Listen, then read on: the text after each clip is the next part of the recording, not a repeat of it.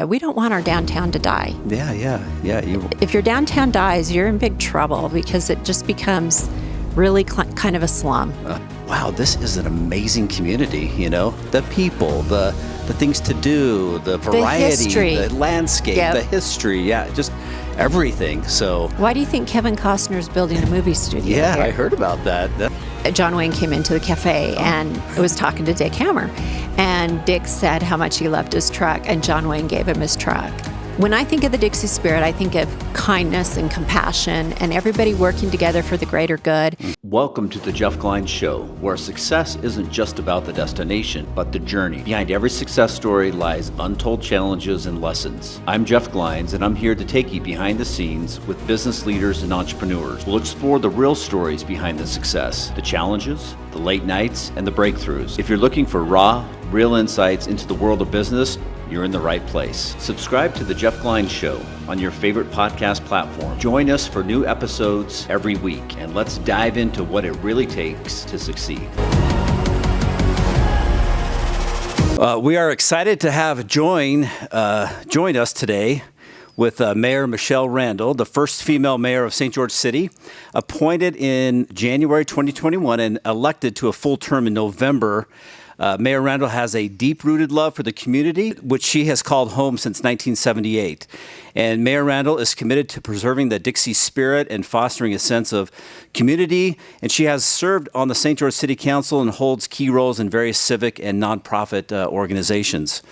Focused on enhancing outdoor recreation, Mayor Randall is spearheading projects like the Dixie Sun Bowl, renovation, and the creation of new parks. And her dedication extends to modernizing playgrounds for inclusivity. And beyond her official duties, Michele is a devoted wife, mother of 4, and grandmother of 11. So welcome to the show, Mayor Randall. Thank you so much for having me. Yes, thank you so much. It's a pleasure to be able to talk with you. And I lived across the street from your grandparents. Oh, I miss them dearly. They were the best. They were the absolute best. They will both be gone 10 years this year. Yeah, isn't that crazy? Yeah. It's crazy. Well, I even lost my mom and dad, about similar time frame. But we miss them. Our kids had lots of stories going over there to Grandpa Bert. Like, we didn't even know they left the house, We had our little 3-year-old. He would just go outside the door at 6 in the morning and go knock on the door, and Grandpa Bert loved everybody. Yeah. He'd walk our dog. He'd do all kinds of fun stuff. Great people. This podcast is more like business, and so I just want to know. We want to learn a little bit more about what you do with the city and how you manage, all the different things that the city has. So, can you share a story about a significant challenge you've faced as the mayor and how you've worked with the community to overcome it? Well, St. George is so diverse now. Mm-hmm. Like, when I moved here, there was 13,000 people. Imagine that. Yes. You guys, you moved here when we were in high school because I was really good friends with your oldest sister. Uh-huh. But in 78, there were 2 elementary schools, 1 high school, 1 junior high school, and 1 McDonald's. So when you have Mr. Parrish on, there was 1 McDonald's, the one on the boulevard. Owned by the Heatons, I think. Yeah, it was owned by Steve Heaton.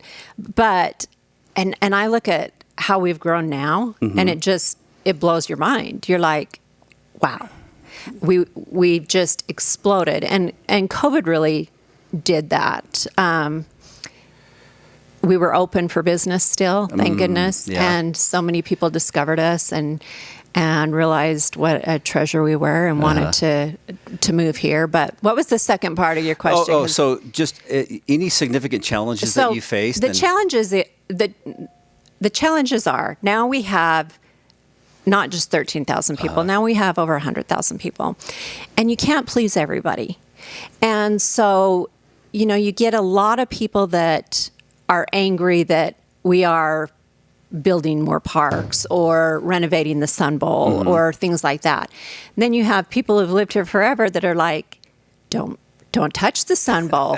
And we love our parks and trails. And so there's a lot of diversity in people's thoughts. I don't play pickleball. It looks super fun. I played it once.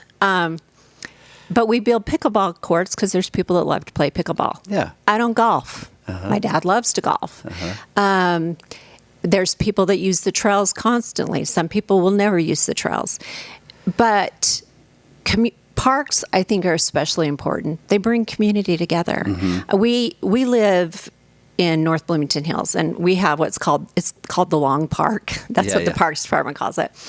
And you'll have neighborhoods have picnics down there. You know, everybody bring a dish, and you get to know your neighbors that way. It gives you a sense of community, and I think that's important. That there's something for everybody, but it is really hard when don't use my tax dollars that way, or you're spending too much to do this. And I was just really happy that the GO bond passed so overwhelmingly, because it felt like a mandate that people liked what we've done over the years, long before I was here, and they want it to keep going. So that's awesome. And then, how did COVID? I guess you kind of mentioned that COVID kind of caused a lot of this discovery. So maybe enlighten a little bit on your perspective on when. So California was completely shut down, I remember that. A ghost town. Yeah. And Las Vegas started doing the same thing. We had people come up here, and they were renting Airbnbs and just to put their kids in school. Yeah. But like my daughter said, I didn't go to school to be a school teacher. Yeah. You know, Yeah. my kids are driving me crazy. I don't know what I'm doing. And so they came up here and saw that you could still go into a restaurant.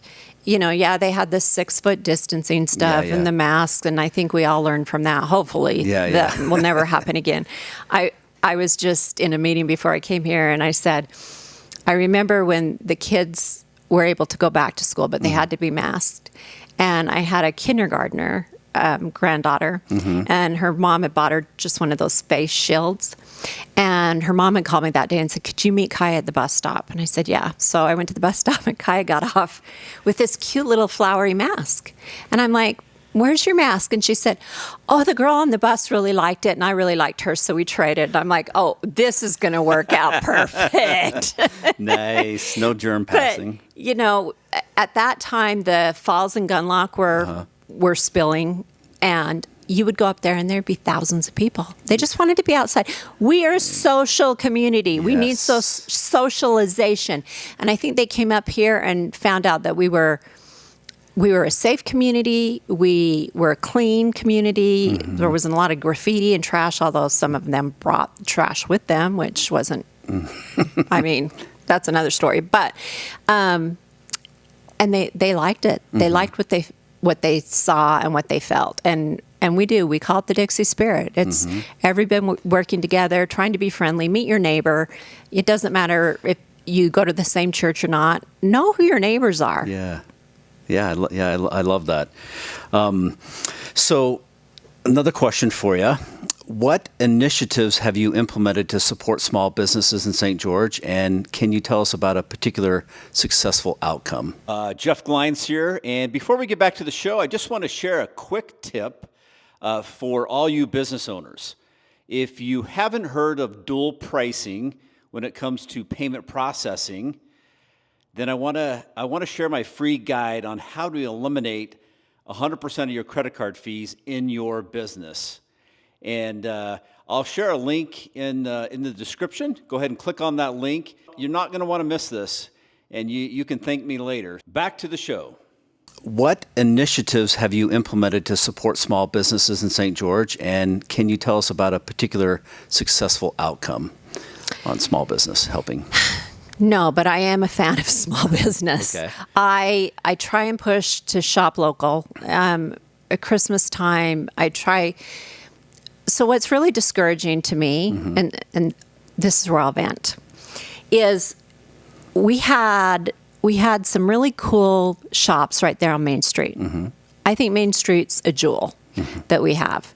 And because my first job was at Main Street, I worked at a pharmacy. It had the soda fountain and everything right on Main Street. And there was a movie theater there and stuff. And so people have changed things. Well, the owner goes out to a property management company, and the property management company says, "Oh, this property's worth so much more. And they doubled their rent. And so now we had a lady just reach out a couple of weeks ago, and she said, we're dying. She said, we're not going to be able to make it.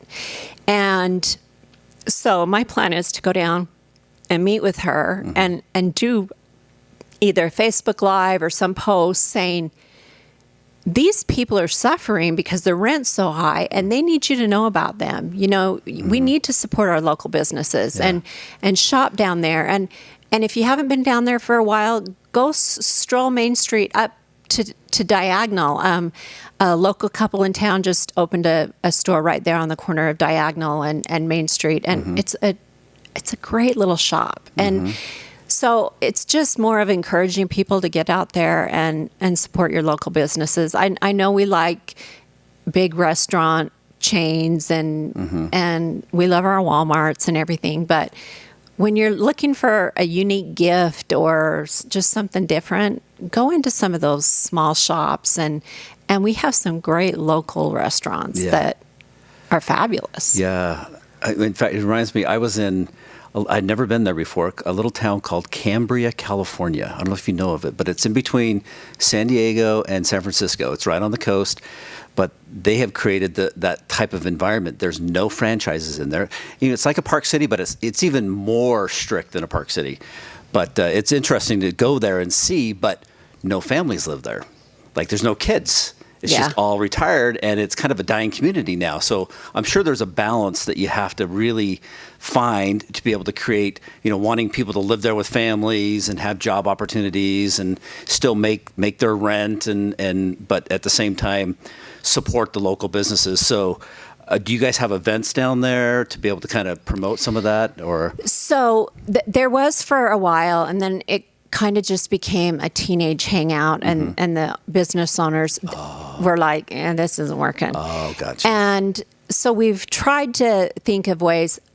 What I would personally like to do, some of the council members think I'm off my rocker. I would love to shut Main Street from just past the Ad Veneer, or just have the bollards or whatever they're called that come out of the ground to the roundabout, so that you could close that street off for different events and just have it be all walkable, and people go in and out of the restaurants and the businesses down there and walk up to Ancestor Square or down to Town Square.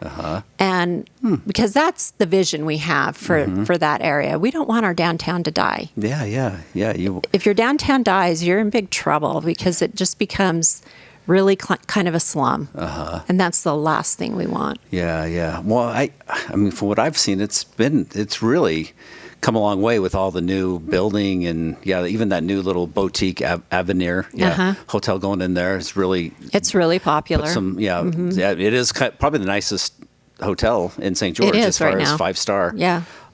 So that's awesome. And another thing we're doing is we went through our code just a few city council meetings ago in our work meeting, because we had a height limit on certain things. And we know that the Whitwers want to do a boutique hotel right on the boulevard. And so we changed our code to say, give us the discretion to decide how high. Okay. So that we can work with some people that, like the Whitwers, who have been here forever and own, a lot of different hotels. And this one would be unique with some conference rooms and restaurant on the roof. And I think it would just add to the boulevard, because our boulevard went from, there was restaurants and it was unique, to now being like a used car lot. Yeah. And so when opportunities come about, we need to take advantage of that. What's that height, or what's the height? I think they're wanting to do like 6 stories, maybe 7, but it would be right there on the corner. It's right on the corner of 200. That empty lot next to the empty hotel. lot right there. They tore down the old hotel, and you're not going to really notice the height, because that street goes like this. You've got a office building behind that, City Hall up there, police station, it just goes higher. Yeah. And so the height wouldn't stand out. And that's the discretion that the council needs to have, is to decide, is height good there, but it wouldn't work somewhere else where you've just got one-story places all around you. I see. So you'd have to really rely on city council members and stuff to be able to use that discretion And over staff, the years. yeah.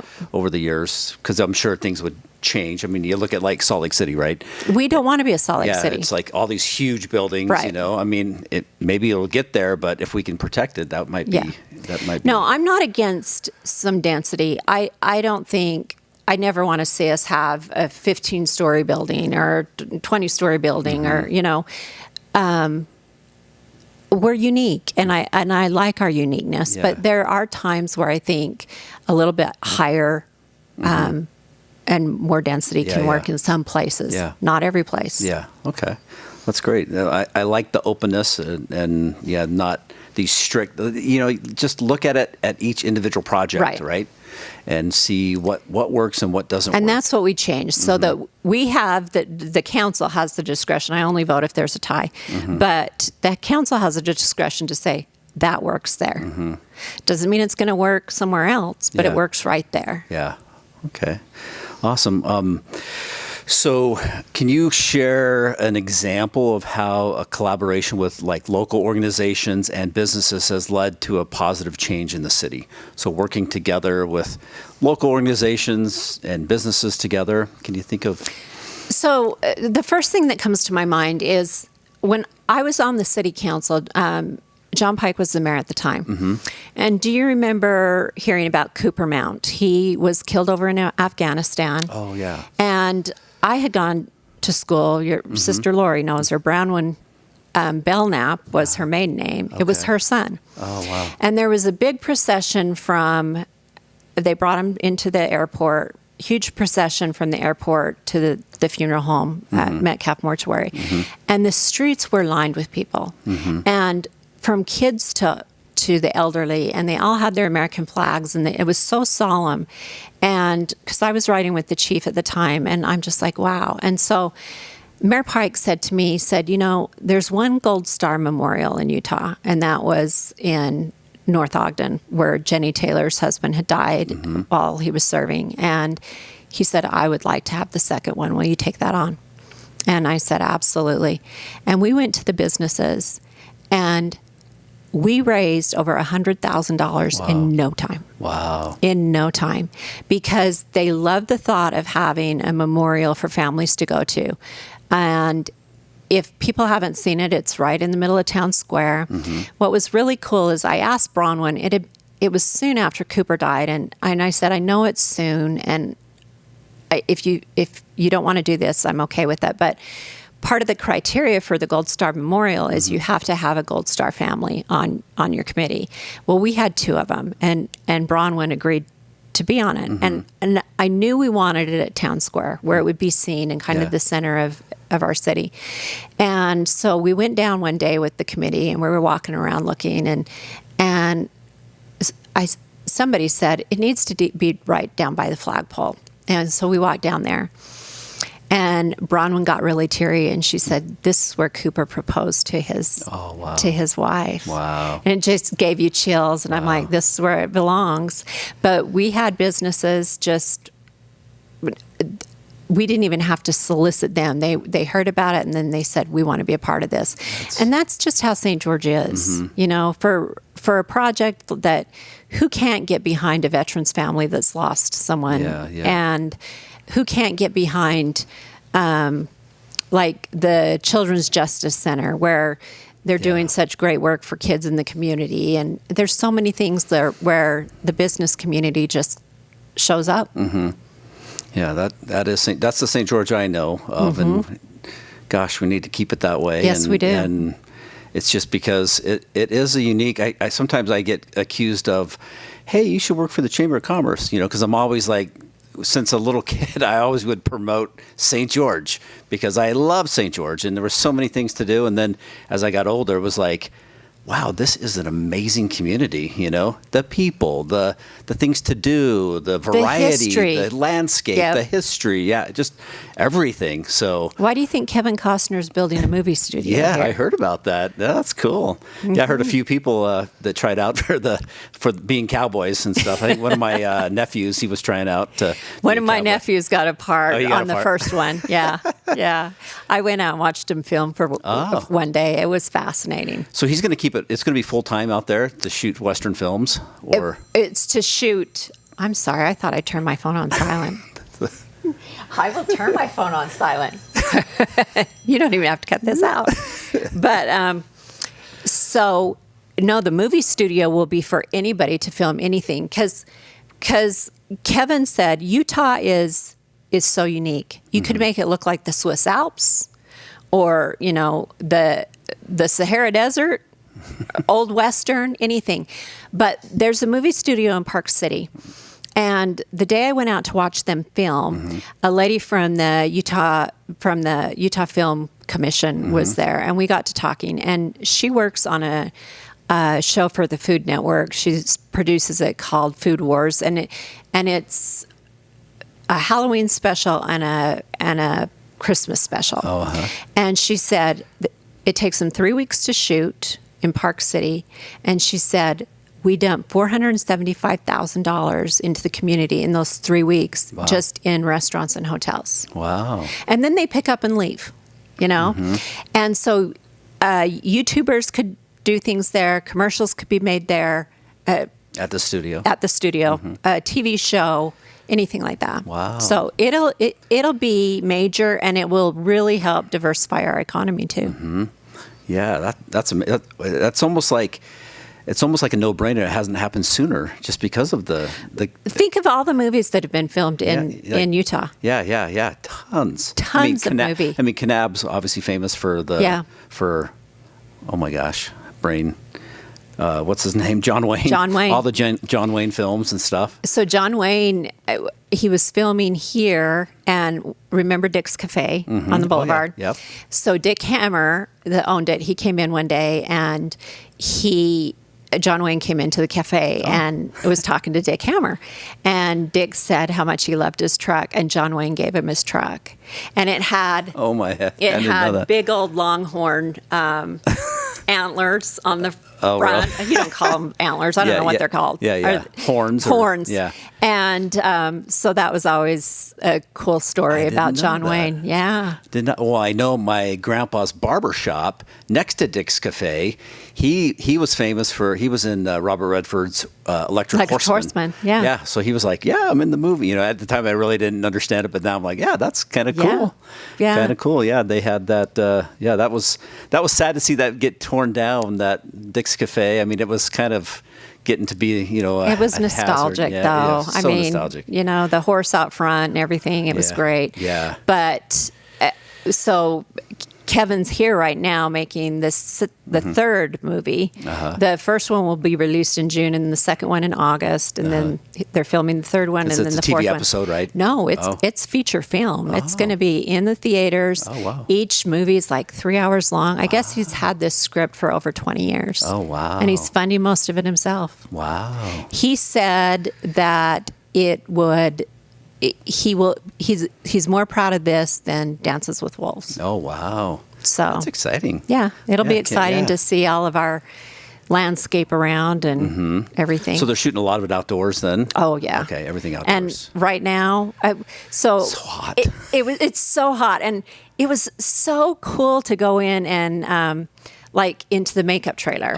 And they had like 4 women in there, and they're like, all we do for makeup is try to make everyone look filthy dirty. That's what they did. And their hair dirty and their face and everything. That was the makeup job on this movie. And then the clothing, the big warehouse for clothing, they were just like scrubbing it with stuff to make everything look really old and worn. And in fact, I had a guy, I was out there the day I was watching him film, and he came up and he put his arm around me and he said, "Hey, beautiful."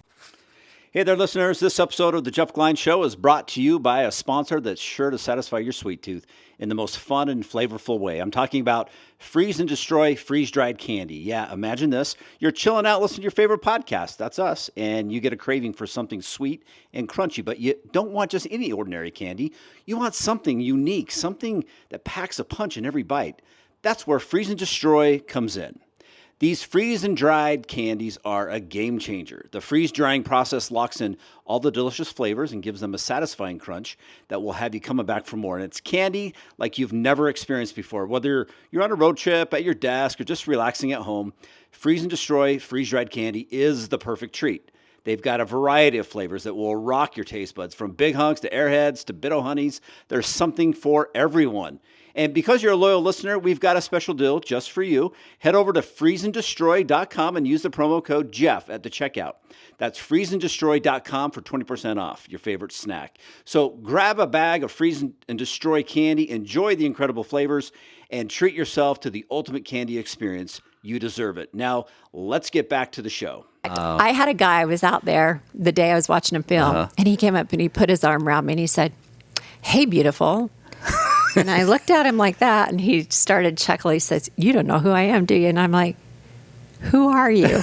And he told me his name, and I've known him forever, but he was so gruffy, and his hair was longer, and a grown-out beard, and filthy that I didn't even recognize him. He was like an extra in the... Yeah, because he's a great horseman, and so he was one of their, like, wranglers, and so that was really funny. So you don't remember who he was? Yeah. Oh, you do? Yeah. You don't want to mention his name? Brent Hafen. He Brent used to work Hafen. for our fire department here. Oh, okay. Yeah. So it was cool to watch that and to see that we will, I mean, get a movie studio. So that is exciting. Exciting stuff. So I have another question for you. What advice would you give to other city leaders and business owners about fostering a community that is inviting, that is charitable, kind, or the Dixie spirit? I mean, how do you kind of pass that legacy on to all these new people moving in, and all these people maybe that don't know that Dixie Well, I think spirit? our chamber first does a great Okay. job. I think Sean Christensen's doing a fabulous job with the chamber. And I would encourage any business that's not a part of the chamber to become part of the chamber. But at my State of the City address this year, I announced that we were going to be doing Dixie Days. I wanted to kind of let the fires die after the name change of the university. Their passions were running hot on both sides.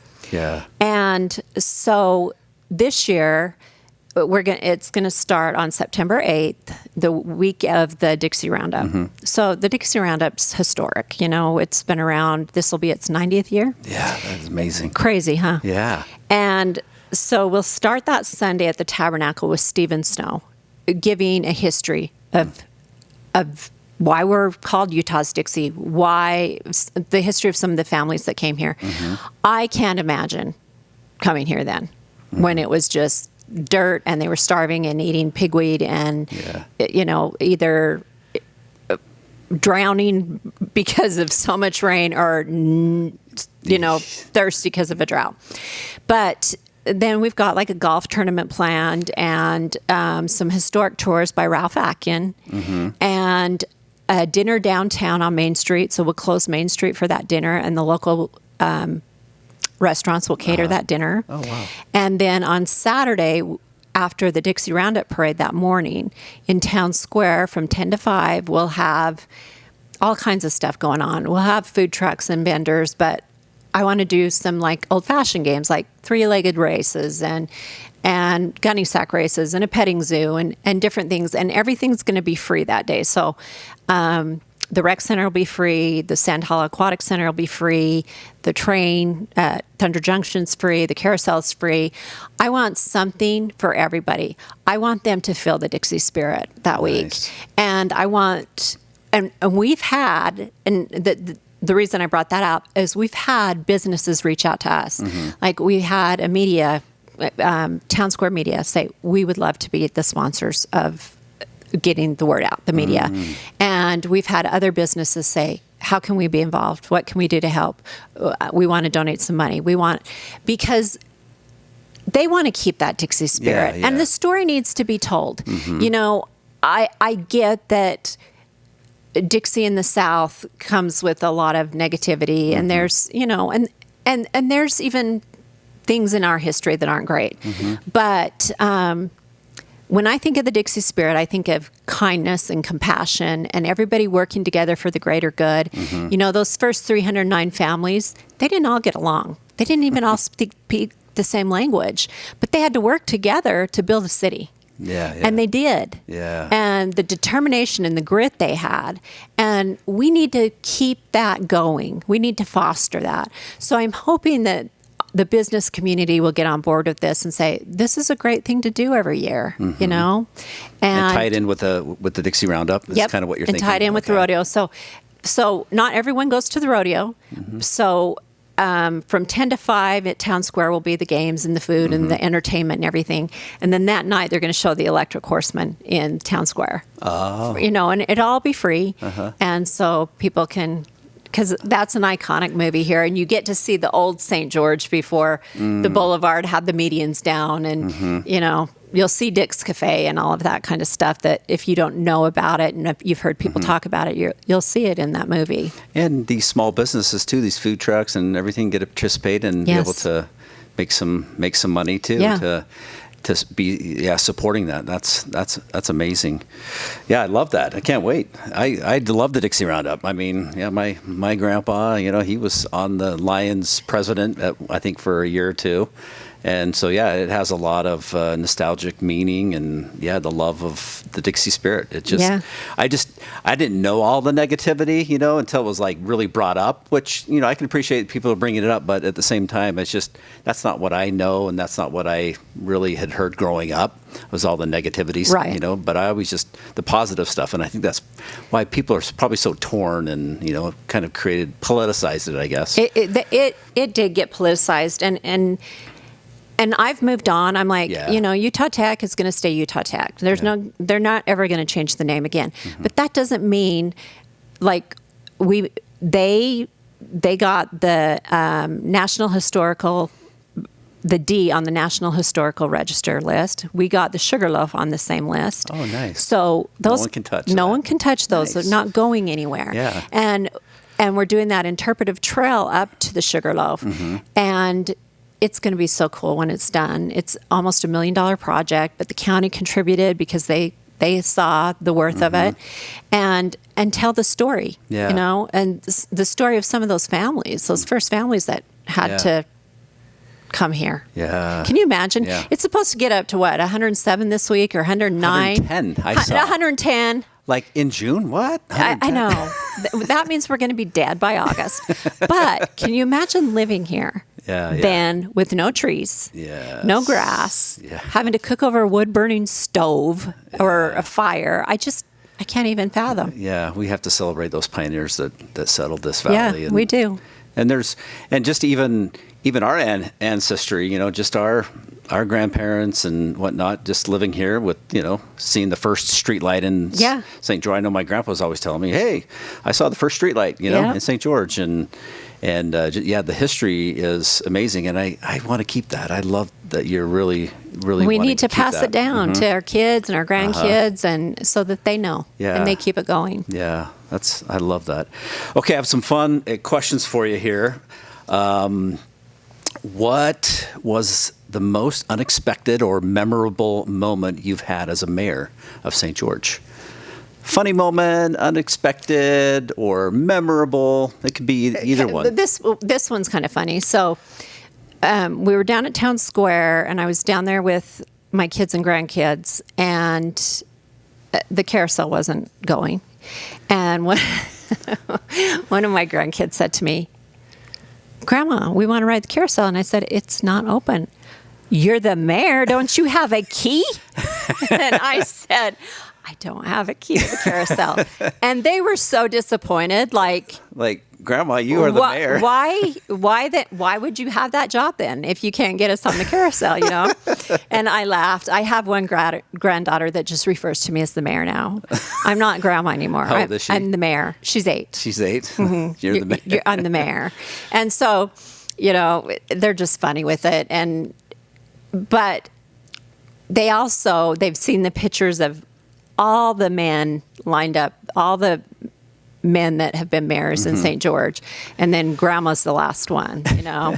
And I said, you guys can be anything you want to be, you know. And I never set out to think I would ever even be in politics or had a desire to be the mayor. But I love this city. Yeah. That's why I do it. When people say, why do you do it? It's because I love where I live. I'll be buried here. I'm not going anywhere. Yeah.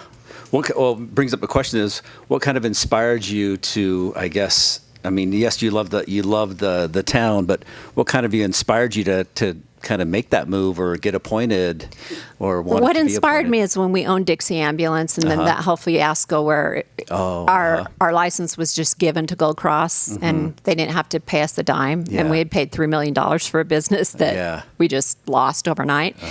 And I couldn't get anybody at the city to really listen to me. And I was so frustrated. And I'm like, I don't want that to happen to anybody else. Yeah. So at first people thought I was running because I was just bitter and angry and was going to oust Gold Cross. Well, that was in 2013 that I ran, and Gold Cross is still here.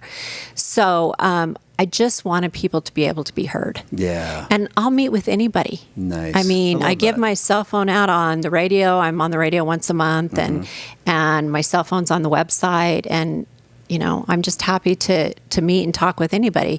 Sometimes I can direct them in the right place. Sometimes I can't help them with what they need. But I want them to feel heard. Yeah, I love that, being heard. I mean, because we all own the community. You know, it's not one person. We all pay the taxes. We all live here. We all participate in all the different things. And I think we need to take ownership and the city officials need to hear everybody. Yes, I love that. That's great that you were inspired to make sure that no one else had to go through that. Yeah, I kind of remember. You know, I don't know all the dirty details. Oh, it was ugly. I mean, I just remember seeing stuff on Facebook and stuff like that. But in the past, we moved on. Look forward and move on. Yep. Well, so I got another fun question for you. If you could invite any historical figure to visit St. George and see the city's growth, who would it be and why? So it's going to be a historical figure that nobody knows. It's going to be my great-great-great-grandfather and grandmother, Johann and Barbara Staley. So they came over from Switzerland. Okay. And the Staley home is still standing over in Switzerland, and it's beautiful, and it's green, and it's lush. And then they went to Salt Lake City and were called by Brigham Young to come with the 309 families to St. George. Oh, they're part of one of the 309 families. They're part of the 309 families. Now, Cress Staley, the mayor of Washington, it's his great-great-grandparents. Okay. So Cress and I are distant related. Okay. And the day we both got sworn in as mayor, I got really emotional, and I said, I don't think our grandparents ever envisioned the day where their grandchildren would be mayors of the 2 largest cities in Washington County. And so I would love for them to come and take a tour and tell us if we're doing a good job or not, and say, wow, you did turn this desolate, barren, horrible place into a rose in the middle of the desert, you know? Because you look out and, you know, we suffer from June to August. I tell everybody, The older I get, the heat, it's worse. But the rest of the time, it's just a great place to be. And I would really love to sit down with them and say, tell me what it was like then, and tell me what you think about it now. I love that.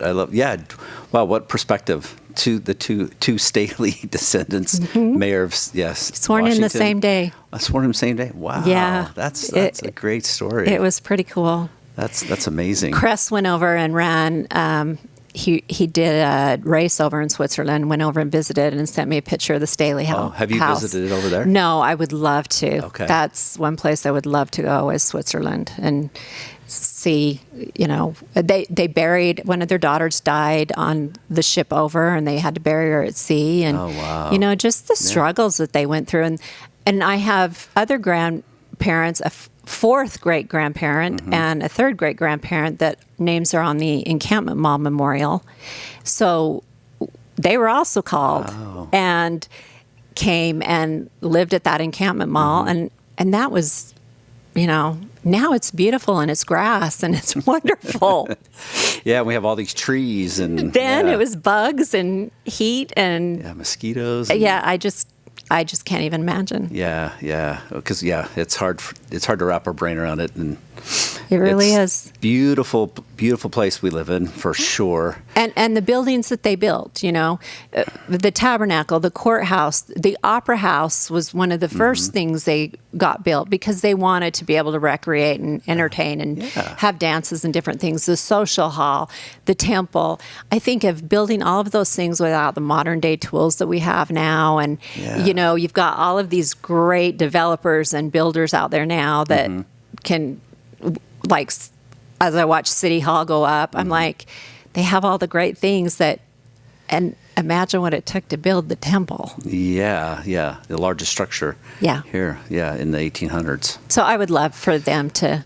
That's great. That's great. Interview with them. Yeah. That's awesome. Well, thank you so much for joining. And is there anything that you would want to share with the community as a whole, or any last words that?